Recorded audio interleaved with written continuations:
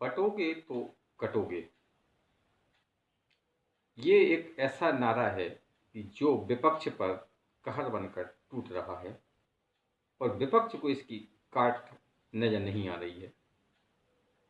नमस्कार, Sanjay express news में आपका स्वागत है। महाराष्ट्र और झारखंड में विधानसभा चुनाव चल रहे हैं।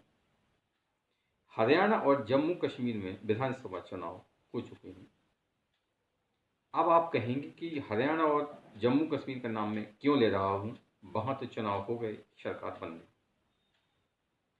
तो उसके पीछे वजह यह है कि एक नारा है जो कि यूपी के मुख्यमंत्री योगी आदित्यनाथ जी ने हरियाणा चुनाव के समय हरियाणा और जम्मू कश्मीर में दिया था, बटोगे तो कटोगे।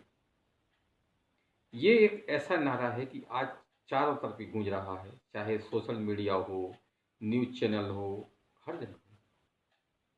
तो ये एक नारा नहीं है, बल्कि ये एक सच्चाई है। तो ये एक ऐसी कड़वी सच्चाई है कि जो हिंदुओं को अब समझ में आ रही है।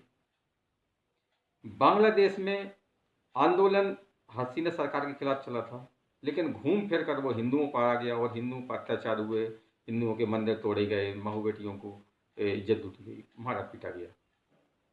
कनाडा में भी हर चीज़ मतलब ये हिंदू ही टारगेट पर है, हिंदू मंदिर ही टारगेट पर है, खालिस्तानियों के। पाकिस्तान में भी यही हाल है। पाकिस्तान में तो अब ले दे के कुछ गिने चुने मंदिर ही बचे हैं, बाकी तो कट्टरपंथियों ने काफी कर दिए। तो एक ये ऐसा कड़वा सच है कि जो अब सबको समझ में आ रहा है। कांग्रेस पार्टी की दिक्कत यहीं से शुरू होती है, क्योंकि कांग्रेस पार्टी को लगता है कि अगर हिंदू एक हो गया तो फिर उसका क्या होगा। हरियाणा और जम्मू कश्मीर में कांग्रेस इस नारे की काट नहीं ढूंढ पाई और कांग्रेस को मुंह की खानी पड़ी। अब महाराष्ट्र और झारखंड में भी यही हो रहा है। यूपी में जो उपचुनाव हो रहे हैं वहां भी यही चल रहा है। तो पार्टी कोई भी हो, कोई भी नेता हो, सपा हो, अखिलेश यादव हो, राहुल गांधी हो, कांग्रेस हो, लालू यादव हो, हेमंत सोरेन हो या कोई अन्य नेता, कोई भी नेता इस नारे की काट अभी तक नहीं ढूंढ पाया है।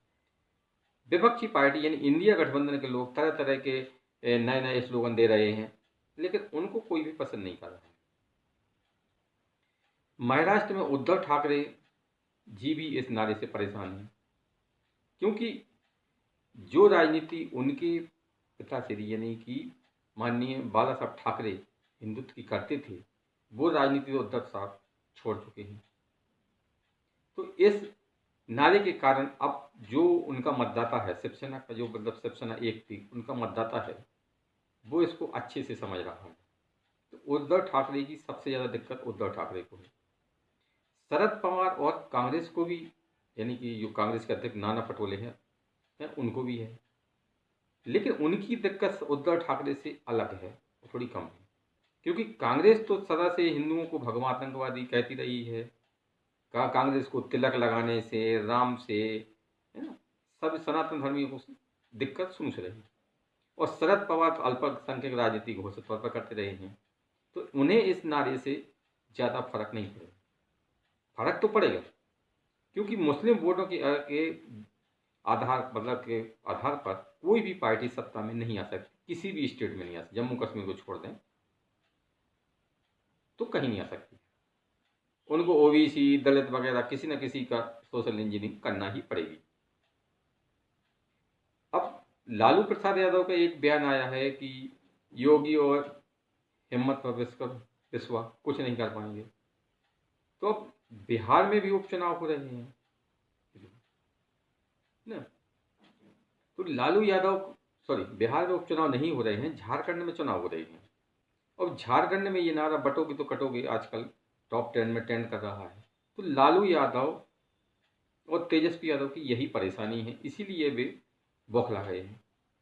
कांग्रेस के अध्यक्ष मल्लिकार्जुन खड़गे तो इतना बौखला गए हैं कि वो एक दिन यूपी के सीएम योगी पर कपड़ों पर उनके सवाल उठाते हैं, बालों पर सवाल उठाते हैं, दूसरे दिन उनको आतंकी कहते हैं। आप साधु संतों को आतंकी कहोगे, उसके बाद ये उम्मीद करोगे कि हमें हिंदू वोट दे। ये तो आपका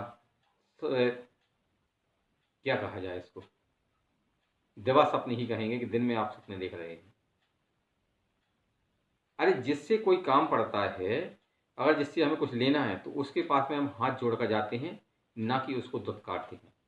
लेकिन कांग्रेस का तो यही रवैया रहा है कि उसको लगता है कि हिंदुओं को, सनातन धर्म को हम दुत्कारेंगे, फिर भी हिंदू ऐसा है कि वो जातियों में बंटकर हमें वोट देगा।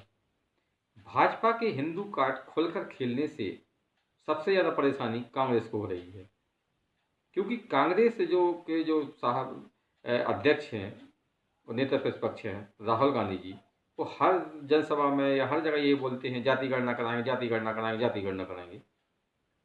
आज उनका जाति कार्ड नहीं चल रहा है। कार्ड की हांडी एक ही बार चढ़ती है। लोकसभा चुनाव में आपका जाति कार्ड चल गया था, तो आप सोचते हैं कि हर चुनाव में हम जाति जाति जाति करेंगे तो आगे वोट देंगे। तो कांग्रेस की सबसे बड़ी दिक्कत यही है कि वे हिंदू कार्ड का कोई भी कार्ड नहीं ढूंढ पा रही है। हिंदू कार्ड का कोई भी कार्ड नहीं ढूंढ पा रही है, इसीलिए वो बौखलाई हुई है। उसके नेता उटपटांग बयान दे रहे हैं। जब जब कांग्रेस के नेताओं ने विवादास्पद बयान दिए हैं, आप इतिहास उठा के देखें, तब तक कांग्रेस हारी। और कांग्रेस को इस बात का पूरी तरह इल्म हो गया है कि हम हार रहे हैं, इसीलिए कांग्रेस के नेता बौखलाहट में उल्टे सीधे बयान दे रहे हैं।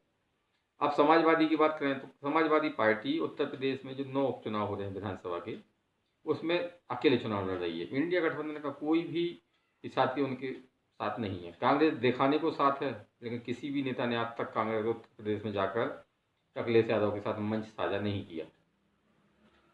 तो अखिलेश यादव भी ऐसे ही रोज कोटेशन देते हैं, उनके कार्यालय पे आज कोई बोर्ड लगेगा, कल कोई पर बैनर लगेगा, लेकिन उनको कोई भाव ही नहीं दे रहा है। योगी आदित्यनाथ का एक और चल रहा कि जहां सापा की गाड़ी जहां लगा हो सापा का झंडा, उस गाड़ी में बैठा है गुंडा। एक उनका एक और नारा है कि जहां देखे सापाई वहां बिटिया घबराई।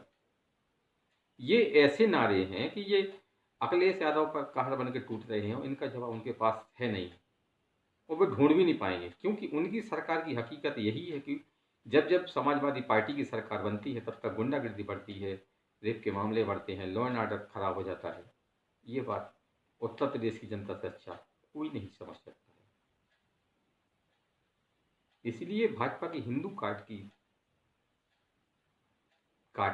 इंडिया गठबंधन के पास कम से कम अभी तो दिखाई नहीं दे रही है।